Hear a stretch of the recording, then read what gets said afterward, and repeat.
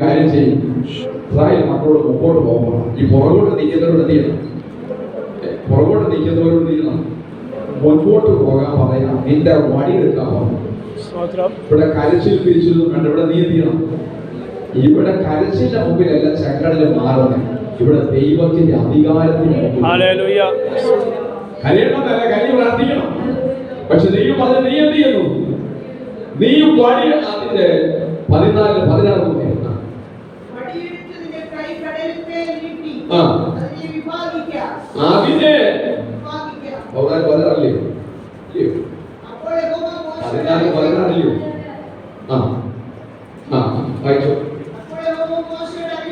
അപ്പോൾ യഹോവ മോശയോട് അരുളിയത്, നീ എന്നോട് നിലവിളിക്കുന്നത് എന്തിനാ? മുമ്പോട്ട് പോകാൻ. ഇസ്രായേൽ മക്കളുമായി അടുത്തത് വടിയെടുത്ത് മുമ്പോട്ട് പോകാത്തതിനെ രണ്ട് കൊടുക്കാനാണ് പറഞ്ഞത്. നിന്റെ വടിയെടുത്ത് നിന്റെ കൈ കടലിന്മേൽ നീട്ടി അതിനെ വിഭാഗിക്കാൻ. മുമ്പിൽ തടസ്സമായി നിൽക്കുന്നതിനെ നീ ഒന്ന് മുറിക്കാൻ. യേശുവിന്റെ നാമത്തിൽ മുറിക്കാൻ ഒക്കുമോ? സ്തോത്രം. ഇതുവരെ എന്ത് ചെയ്യുന്നു? പറച്ചിലും കരച്ചിലും. എന്ത് പറയുന്നത്? ഒരു കൂട്ടരൊക്കെ മിസ്രൈമിലേക്ക് പോകാൻ വേണ്ടി എന്ത് ചെയ്യുന്നു? അവർ ഒരു നേതാവിനെ തപ്പിക്കൊണ്ടിരിക്കുക. കാരണം ഇങ്ങോട്ട് വന്ന ഒരു നേതാവിന്റെ കൂടെയാണ്. അപ്പൊ അങ്ങോട്ട് പോകണം. ഞങ്ങൾക്ക് എന്ത് വേണം? ഒരു നേതാവിനെ അനുസരിച്ച് നേതാക്കന്മാരാകും. കാരണം എങ്ങോട്ടാ പോകുന്നത്? ഫറവോന്റെ മുമ്പിലോട്ട് പോകാൻ ഒരു നേതാവിനെ ചെയ്തില്ല. ആർക്കും വൈകി. ഈ കലനി അന്തരീക്ഷത്തിൽ ദൈവം പറയാണ്, നീ പറച്ചിലും കരച്ചിലൊക്കെ നിർത്തിയിട്ട് നീ ഇസ്രായേൽ മക്കളോട് മുമ്പോട്ട് നിൽക്കാൻ പറഞ്ഞിട്ട് നീ വടിയെടുത്ത് നിന്റെ കൈ കടലിന് മേൽ നീട്ടിയിടനെ. എപ്പോഴാ സംഭവം അറിയാമോ? എപ്പോഴാ സംഭവം? രാത്രിയിലധികം മക്കള് പകലുമില്ല. എപ്പോഴാ? ബഹുദൂരത്തുനിന്ന് ഭയങ്കര തീ പന്തങ്ങളായി കാണുക. ഇസ്രായേൽ മക്കള് കാണുന്നുണ്ട്. ബഹുദൂരത്തുനിന്ന് രഥങ്ങളൊന്നും കാണുന്നത് എയർപോർട്ട്. പക്ഷെ രാത്രി അർദ്ധരാത്രിയാ. പകലുമല്ല. പകലാക്കി എങ്ങോട്ട് ഓടണം മതിയാ. എങ്ങോട്ട് ഓടാൻ കണ്ടുപിടിക്കാത്തല്ല. അർദ്ധരാത്രിയാണ്. രാത്രിയിലെ ദൂരം നോക്കുമ്പോൾ അവർ ഭയങ്കര പന്തങ്ങളുമായിട്ട് പറവോന്റെ 600 രഥങ്ങൾ ഇരമ്പി വരിക. സ്വന്തം ഈ സമയത്താണ് ദൈവം പറഞ്ഞത്, നീ ഇപ്പൊന്നും കടല് പോലും തീരില്ല. സത്യത്തെ കളഞ്ഞെങ്കിൽ കടലിനെ പോലും തീരില്ല. കാരണം ഇരുട്ട് കൂടിയിരിക്കുക. സ്വന്തം ഈ സമയത്ത് ദൈവം പറയണം, നീ തീർന്നു. നീ വടിയെടുത്ത് ശക്തിമേൽ നീട്ടി അതിനെ വിഭാഗിക്കുക. എങ്ങനെയാണ് വിഭാഗിക്കുന്നത്? ഇവിടെ പറഞ്ഞ നീട്ടാൻ മാത്രമേ എന്ത് ചെയ്യുള്ളൂ? നിങ്ങൾക്ക് കടന്നു പോകേണ്ട ഒരു വഴി ഇതിനകത്തുണ്ട്. അതിന്റെ വീതിയും നീളമൊക്കെ നിന്റെ കയ്യിൽ തന്നെ ഇരിക്കുന്നു. നീ വിവാഹിക്കുന്നതനുസരിച്ചിരിക്കും അതിന്റെ അത് മാറിപ്പോകും. ദൈവത്തിന് മുമ്പാകെ എല്ലാം ദൈവമേ ചെയ്തോ ദൈവത്തിന് മുമ്പ് ഏൽപ്പിക്കാതിരിക്കുന്നത്. നമ്മുടെ പ്ലാനുകളെ ദൈവത്തിന് വേണം. എല്ലാം കർത്താവ് ചെയ്തോട്ടെ, ഞാനിവിടെ നിന്നോളാം, എന്റെ പോകട്ടെ, അതൊന്നുമല്ല. ചെയ്യേണ്ടത് ചെയ്യുക. നിങ്ങളുടെ ഉള്ളിലെ പ്ലാനുകളെ ദൈവത്തിന് കേൾക്കണം. നിങ്ങളുടെ ഉള്ളിൽ നിങ്ങളുടെ വിഷയത്തിൽ ഒരു പ്ലാൻ ഉണ്ടോ? മോശയോട് പറഞ്ഞ് നീ കൈ നീട്ടി വിഭാഗിക്കാൻ. സത്യത്തിൽ 30 ലക്ഷം ജനങ്ങളോളം ഉണ്ട്. 6 ലക്ഷം പുരുഷന്മാർ, 10-30 ലക്ഷം ജനങ്ങൾ, ഭാര്യമാരും കുഞ്ഞുങ്ങള്, പിന്നെ മാത്രമല്ല ഒട്ടകം, കഴുത, ആൾക്കാരിയാണ്. ഇത് വലിയൊരു കൂട്ടത്തിൽ ഉണ്ട്. ചുരുക്കി പറഞ്ഞ ഓരോ യഹൂദനും എനിക്ക് തോന്നുന്നു 19 ആട് വീതം തീരുന്നു. 19 ആട് വീതവും ഒരു 10-15 കന്നുകാലി, കാളയും ഒട്ടവും വരാൻ തീരുന്നു. കാരണം ഇവർക്ക് വരുമാനമാർഗം എന്തുള്ളായിരുന്നു? ഇവിടെ വരുമാനമാർഗമല്ല. അപ്പൊ വരുമാനം എല്ലാം ഉണ്ട്. ഇതെല്ലാത്തോടെ എന്ത് ചെയ്യണം? ചരിത്രം പറയുന്നത് ചെങ്കടല് 1.5 കിലോമീറ്റർ വീതിയിലെത്തി. 1.5 കിലോമീറ്റർ വീതിയിലെത്തിയത് ചെങ്കടൽ വിഭാഗിപ്പെട്ടു. നിങ്ങൾ ഇവിടുന്ന് ഇവിടെ 1 കിലോമീറ്റർ ഉണ്ട്. അത് കണ്ടാൽ അറിയാൻ പറ്റും. ഇവിടെ ഉണ്ട് ഓടിപ്പാൽ. ആ 1.5 കിലോമീറ്റർ ഒഴിപ്പാലമല്ല, ഒഴിപ്പാലം കഴിഞ്ഞെത്തിയാണ് ഭവന്മാരുള്ള ഇവിടെ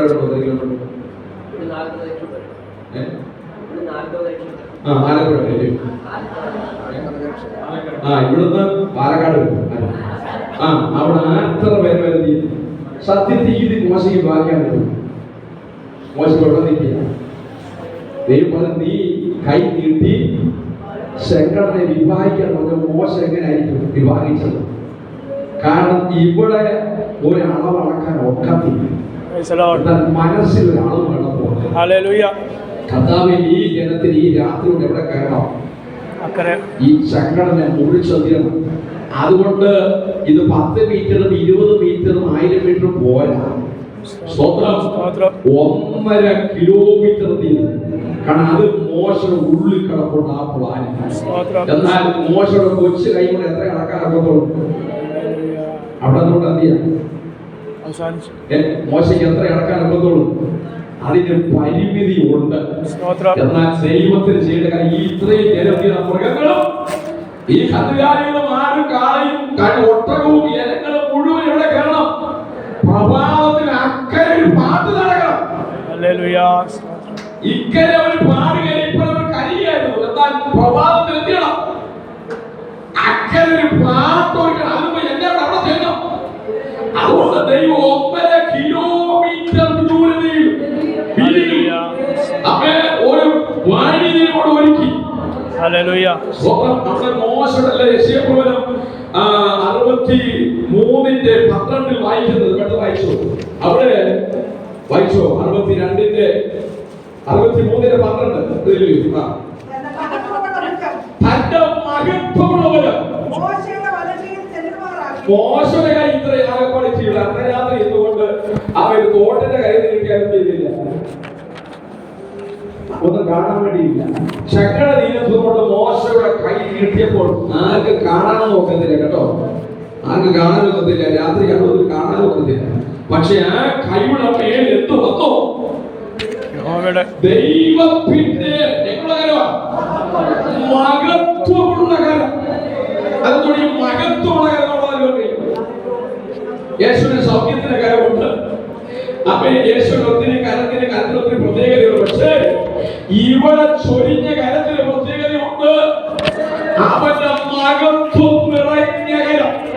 എവിടെ നിനക്ക് മഹത്വം വെളിപ്പെടണമോ അവിടെ സൗഖ്യദായകന്റെ കരമല്ല, അവന്റെ സൗഖ്യത്തിന്റെ കരം. നിനക്കൊരു മഹത്വം വെളിപ്പെടുത്തുവാൻ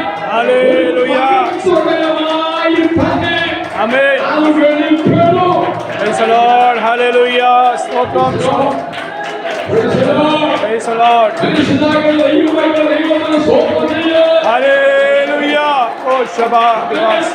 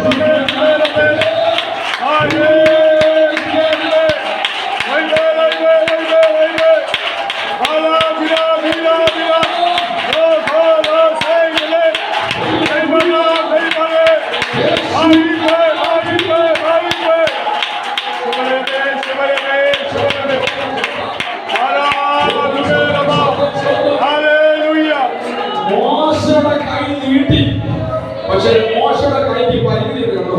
ഈ മോശയുടെ കൈ പടിയുന്ന കൈ, ഈ മോശയുടെ കൈ തീർന്നു പഠിച്ചു തീരുന്ന കൈ. കാരണം അമാലേക്കുള്ള യുദ്ധത്തിലും മോശയുടെ കൈ തീർന്നു, താഴോട്ട് തീർന്നു. പക്ഷെ ഇവിടെ ഈ കൈയുടെ മീതെ അകരോനെ എന്നെ വിന്വേഷിച്ചു. ഇതെങ്ങോട്ടാ നീട്ടിയത്? ഇത് ശങ്കട നീരെയാണ്. അപ്പൊ ഇവിടെ മഹത്വം വെളിപ്പെടണം. അതുകൊണ്ട് മോശ ഇങ്ങനെ കൈ നീട്ടി വഴിപിടിച്ചുകൊണ്ടിരിക്കുമ്പോൾ മറ്റൊരു കരം ഈ മോശയുടെ കരത്തിന്റെ വീതി വന്നു. അതാർക്ക് കാണത്തില്ല കരം. ആ കാര്യം മോശയുടെ കൈ ഇടയ്ക്കിടയ്ക്ക് വഴി പിടിക്കുന്ന മോശയുടെ കൈ ഇടയ്ക്കിടയ്ക്ക് താഴോട്ട് വീഴാൻ സാധ്യതയുള്ളപ്പോൾ ഈ മുകളിലുള്ള കല ഇടയ്ക്ക് മോശയുടെ കൈ കയറി പിടിച്ചു. നീ അറിയാത്ത പ്രശ്നങ്ങൾ വരുമ്പോൾ, പഠിപ്പിക്കുന്ന വിഷയം വരുമ്പോൾ, മുഷിപ്പിക്കുന്ന വിഷയം വരുമ്പോൾ, ശീലിപ്പിക്കുന്ന വിഷയം വരുമ്പോൾ നിന്നെ കയറി കുടുക്കുന്ന ഒരു മഹത്വത്തിന്റെ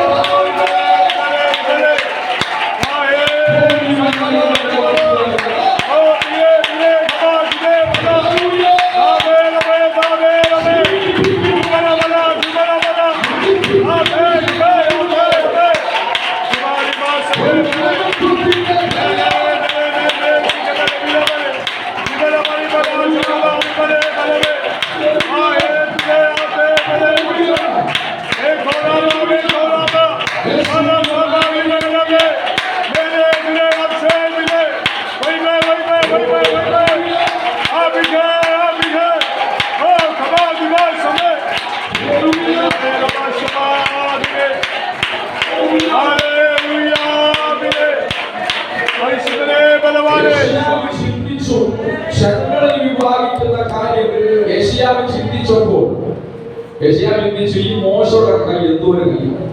അപ്പൊ ദൈവം പറഞ്ഞു, മോനെ മോശയുടെ കൈ വീതി എന്റെ കൈ ഉണ്ടാകും.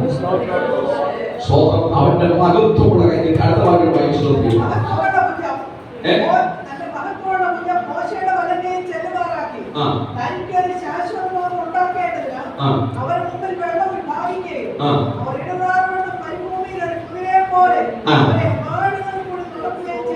അങ്ങനെ ചെയ്തപ്പോ ഇവിടെ കാര്യങ്ങളിരുന്നവരെല്ലാം ഈ ചക്കരയോടെ പോലെ എങ്ങനെയാ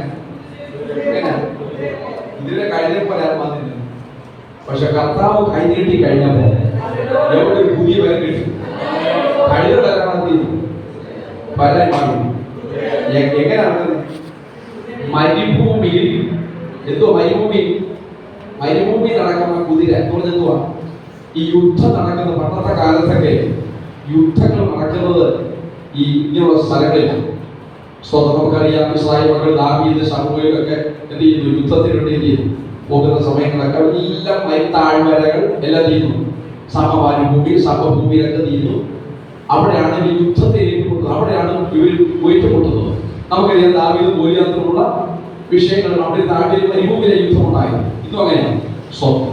അപ്പൊ ഇവിടെ നടക്കുന്നത്, ഇവിടെ ദൈവം പറയാണ്, ദൈവത്തിന്റെ മഹത്വമുള്ള കൈ നീട്ടി കഴിഞ്ഞപ്പോ ഇവിടെ കൈ പിടിച്ച് ഞങ്ങളിവിടെ ചാവാൻ പോവും, ചത്തു പോവും, എന്നെ കൊല്ലാൻ കൊണ്ടുപോകുന്നതെന്ന് പറഞ്ഞ ഇസ്രായേൽ മക്കളെ ഇപ്പൊ എങ്ങനെ നടക്കുന്നത്? ദൈവം കടന്റെ നടുവിലൂടെ നടക്കുന്നത് മരുഭൂമിയുടെ ഒരു കുതിരയെ പോലെ. അതിനെ കുറിച്ച് ഈ യോബിന്റെ പുസ്തകം 49:39 19 വാക്യം പഠിക്കും.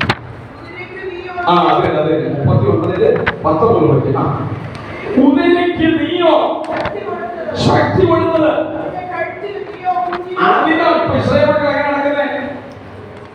ചക്രയുടെ അകത്തോടെ ഞങ്ങൾ ഇപ്പൊ താങ്ങി പോകുന്ന രീതിയിലല്ല, മരുഭൂമിയുടെ യുദ്ധത്തിന് വേണ്ടി പാലെടുത്തുന്ന കുതിരയെ പോലെയാണ് ഇസ്രായേൽ മക്കൾ ചക്ര നടുവിലൂടെ പോകുന്നത്.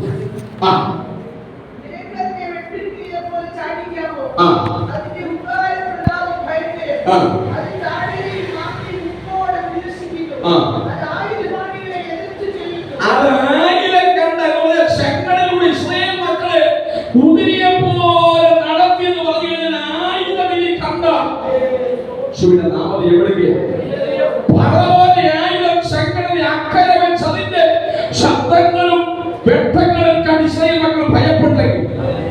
ഇപ്പോൾ അവിടെ പ്രകൃതി ദൈവം മാറ്റി ബലം പകർന്ന് ഒരു കുതിരയെ പോലെ ഒരു മരുഭൂമിയുടെ യുദ്ധത്തിന് വേണ്ടി പാലെടുക്കുന്ന കുതിരയെ പോലെ ഒന്നിനെ ഭയപ്പെടാത്ത, വാളിനെ പേടിക്കാത്ത, യുദ്ധത്തെ പേടിക്കാത്ത, തീവണ്ടിപ്പന്തങ്ങളെ ഭയപ്പെടാത്ത, അലർച്ചയെ ഭയപ്പെടാത്ത, പലവാദ വെല്ലുവിളിയെ ഭയപ്പെടാത്ത ഒരു പ്രത്യേക ധ്യാനിയാക്കി ദൈവം ചെങ്കലിലൂടെ കൊണ്ടുപോകും.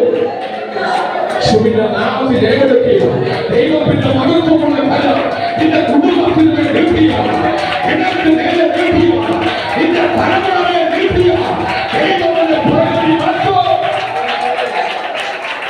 യേശുവിന്റെ നാമത്തിൽ രേഖപ്പെടുത്തിയ യേശുവിന്റെ നാമത്തിൽ രേഖപ്പെടുത്തിയ യേശുവിന്റെ നാമത്തിൽ രേഖപ്പെടുത്തിയ അടിപ്പ് മാറിപ്പോകട്ടെ ശീലങ്ങൾ മാറിപ്പോകട്ടെ.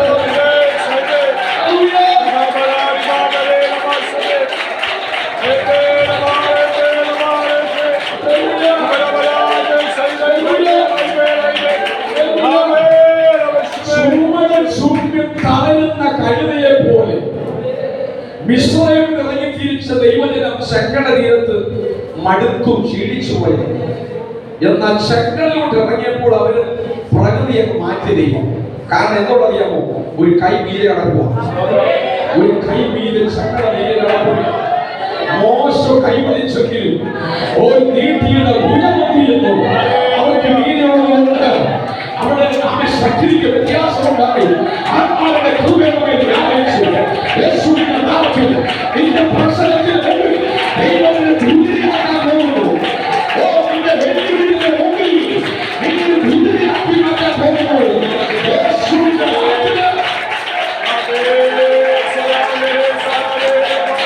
യേശുവിന്റെ നാമത്തിൽ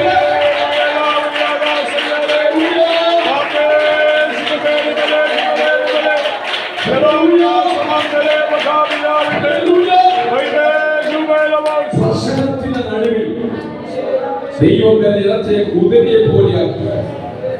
അടുത്ത വാക്യം വായിച്ചോ. അത് അതിന് മുമ്പുള്ള വാക്യോടെ എന്തോ താഴ്വരയിലെത്തിയിരുന്നു. ഇത് പറഞ്ഞ അടുത്തത് അതായിരം ആണികളെ എതിർത്തിരുന്നു. അത് ഭയത്തെ നീക്കുന്നു. നേരത്തെ ഭയമായിരുന്നു ഇസ്രായേൽ മകൾക്ക് ചങ്കടലെത്തി തീരത്തെത്തിയിരുന്നു. ഇപ്പൊ അവർക്ക് ഭയം ചെയ്തില്ല. ഇപ്പൊ ഇതിനകത്തോടെ ഇറങ്ങിയപ്പോൾ തീരുന്നു. ഇതിനകത്ത് ഇറങ്ങപ്പെടാൻ വിടുതലുള്ളൂ. സ്തോത്രം. ഇതിനകത്ത് ഇറങ്ങിയ ദൈവജനത്തെ ഓർത്ത് ദൈവത്തിന്റെ ചങ്കട തീരത്തിൽ രാത്രി കഴിച്ചു പോയിട്ട് വന്നില്ല. ഇതിനകത്ത് ഇറങ്ങിയപ്പോൾ ഇതൊരു വ്യത്യാസമുണ്ട്. ഹല്ലേലൂയ. ഇറങ്ങുന്നതിന്റെ മഹത്വം വേറെയാണ്. ഇറങ്ങിയപ്പോഴെത്തിയിരുന്നു. ഇറങ്ങിയപ്പോൾ ഇസ്രായേൽ മക്കൾക്ക് എങ്ങനെ പോകുന്നു? ഇങ്ങനെ പോകുന്നില്ല. കുതിരയെ പോലെ. കുതിരയെ കുറിച്ച് ദൈവം യോബിനെ പഠിപ്പിക്കുക. യോബേ, ആയുധം കണ്ടാൽ കുതിര എന്തില്ല, അത് ഭയപ്പെടുന്നില്ല. ഭയത്തെ അവർ പുച്ഛിക്കും. അടുത്ത വാക്യം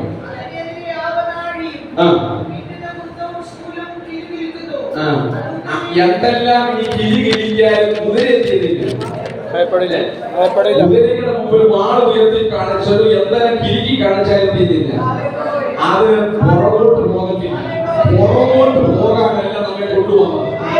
നീ ചില കിരിക്കലൊക്കെ ശത്രുവിന്റെ കിരിക്കും ശത്രുവിന്റെ വാളും ശത്രുവിന്റെ കുന്തവും ഒക്കെ കണ്ടു ഭയപ്പെട്ടു ചക്കര നീയത്ത്. പക്ഷെ ഇപ്പോൾ ഇതിനകത്ത് ഇറങ്ങിയപ്പോൾ ഇതൊക്കെ ഒരു സുഖമാണ്.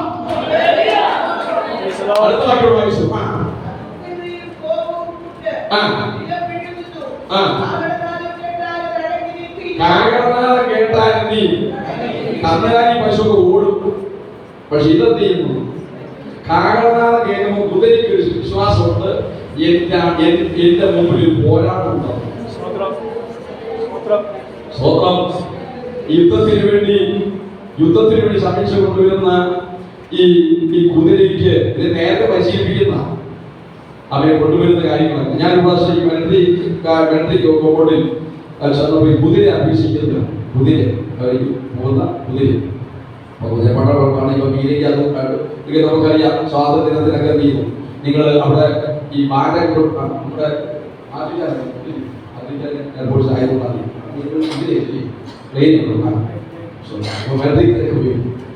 അപ്പൊ ഞാൻ നോക്കിയപ്പോ നമുക്കറിയാം ഈ സ്വാതന്ത്ര്യദിനത്തിനൊക്കെ കൊട്ടുന്നതനുസരിച്ച് കുതിര എത്തിയിരുന്നു. അത് എറണാകുളത്തെ ഭാഷയാണ്. അമ്മ പറഞ്ഞിട്ടുണ്ട് ബാറ്റ് ചെയ്തനുസരിച്ച് അത് ചെയ്യുന്നു. അത് പരിശീലിപ്പിക്കും. ഞാൻ പ്രാവശ്യം പോയി കണ്ടതിങ്ങനെയാണ്.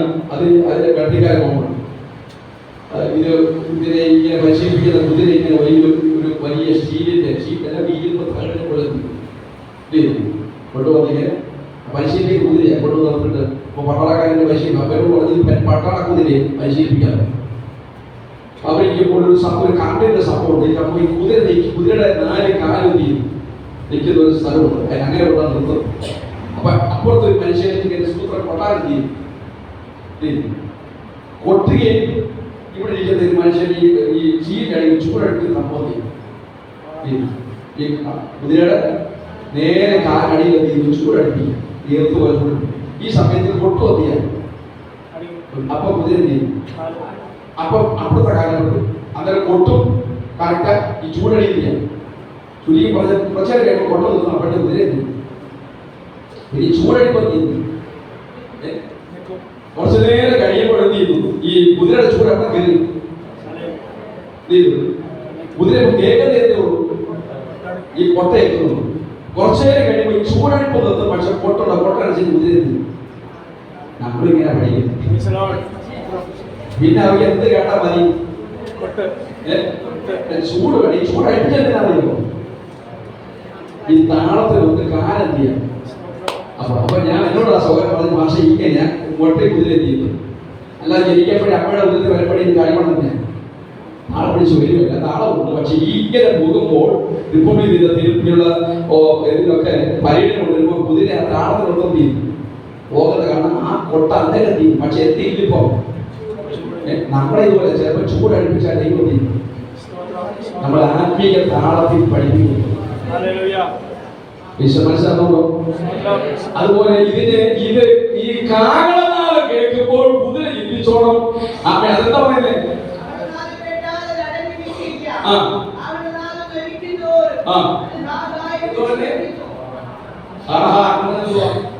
പിടിക്കല്ല എന്ത് ചെയ്തു? ആഹാരം എന്തുവാ? മുൻപോട്ട് പോകണം. ഇനി ഞാൻ ഭക്ഷണം കഴിക്കാൻ എനിക്ക് വലിയ യുദ്ധം ചെയ്യുന്നു. ഒരു യുദ്ധം ജയിക്കണം എനിക്ക്. കേൾക്കുമ്പോൾ തീർന്നു പോയതല്ല. സ്വന്തം എന്റെ മുമ്പിൽ എന്ത് ചെയ്യുന്നു? എനിക്കൊരു വിജയമുണ്ട്. എനിക്കൊരു പോരാട്ടമുണ്ട്. എന്ന് പറഞ്ഞുകൊണ്ട് അത് മുൻപോട്ട് പോകുന്നു. ഇതുപോലെ അടുത്ത വാക്യം വായിച്ചു.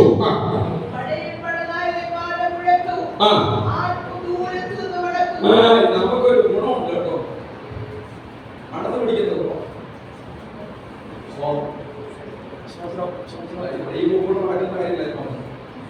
അന്തരീക്ഷങ്ങൾ വിവേചിച്ച് മനസ്സിലാക്കാം. ദേശത്ത് ഇരുട്ട് മൂടുമ്പോൾ അവൻ ഇരുട്ടിന്റെ അധികാരങ്ങൾ വെല്ലുവിളി ഉയർത്തുമ്പോൾ ആത്മാവുള്ള ദൈവമക്കൾ നേരത്തെ മണത്തോടും കുടുംബത്തിന് അസ്വസ്ഥതകൾ മാറി ഒത്തുമാറി വിഷയങ്ങൾ ഉണ്ടാകുമ്പോൾ ആത്മാവുള്ള ദൈവമക്കൾ മണത്തോട്ട് പറയും ഒരു 3 ദിവസം ഉപവസിക്കണം. മനസ്സിലാകുന്നുണ്ടോ? കഴിയാതെ അസ്വസ്ഥത വിട്ടുമാറാൻ നിൽക്കുന്നെങ്കിൽ ആത്മാവുള്ള ദൈവമക്കൾ മണക്കും. ഇതിൽ പോരാട്ടമാണ്.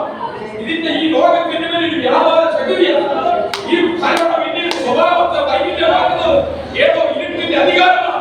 പ്രാർത്ഥിച്ചു പോരാടാം. നമുക്ക് ആത്മാവിനൊക്കെ ആരാധിക്കാം. മടക്കുന്ന സ്വഭാവം ഉള്ളിലേക്ക് ഉണ്ടെങ്കിൽ ഇതിനകത്തു വന്നിരിക്കുന്ന ദൈവജനമേ ചിലതിൽ മണത്തറിഞ്ഞോളൂ. ആത്മാവിൽ വിവേചിച്ചു മനസ്സിലാക്കിക്കോളൂ. അതിനെ പോരാടി പ്രാർത്ഥിച്ചോളൂ.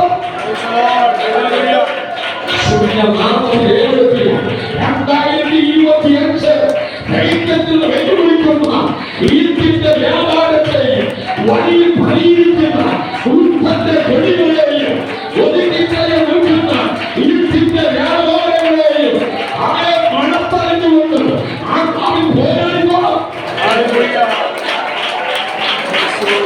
യേശുവിന്റെ നാമത്തിൽ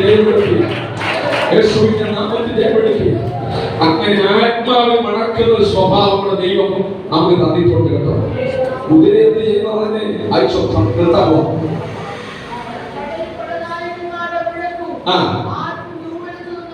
ദൂരെ നിന്ന് തീരുന്നു. ദൂരെ നിന്ന് വെളുന്നേരം പത്തിയ 10 മണത്ത് നോക്കിയാൽ ദൂരെ നിന്ന് തീരുന്നു. മണക്കുന്നു. മതി. ആ സ്തോത്രം.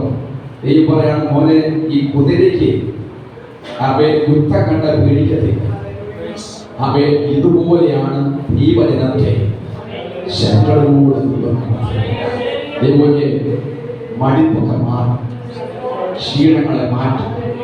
ശക്തരുടെ തീരത്ത് അവര് ക്ഷീണതയൊക്കെ പുറകോട്ട് പോയാൽ ഒന്നാമത് ചിന്തിച്ചു, ഇവിടെ മരിക്കുന്നതിനേക്കാൾ തറവൊരു ഇനി അടിമയായിട്ട് നല്ലതിച്ചു ക്ഷീണത്തിൽ നിന്ന് വരുന്ന വാക്കുകൾ. പക്ഷേ ദൈവത്തിന്റെ മഹത്വമുള്ള കരം മോശയുടെ കൈയിലെ നീട്ടിയപ്പോൾ അവൻ ജൈവജനം കുതിരയെ പോലെ അവൻ ശക്തിയുടെ പോലല്ല, അവര് മരുഭൂമിയിൽ നടക്കുന്നത് പോലെ എല്ലാ കണ്ണുമടച്ചാണ്. ഒരു ലക്ഷം യേശുവിന്റെ നാമത്തില് എല്ലാ ദൈവങ്ങളും പ്രാർത്ഥിച്ചാട്ടെ. എല്ലാ നാമത്തോടെ നാട്ടെ. യേശുവിന്റെ ഒരു മഹത്വമുള്ള കാര്യം എന്റെ മീതൊന്ന് വെക്കണമെന്ന് യാത്ര ദൈവമക്കളെ വിശ്വസിക്കുന്നു. എല്ലാ കണ്ണുമടച്ചാട്ടെ. യേശുവിന്റെ നാമത്തിൽ, യേശുവിന്റെ നാമത്തിൽ എല്ലാ കണ്ണുമടച്ചാട്ടെ. കർത്താവേ, നിന്റെ മഹത്വമുള്ള ഒരു കരം എന്റെ മേലൊന്ന് നീട്ടണമേ. മോശയുടെ ബലഹീനമുള്ള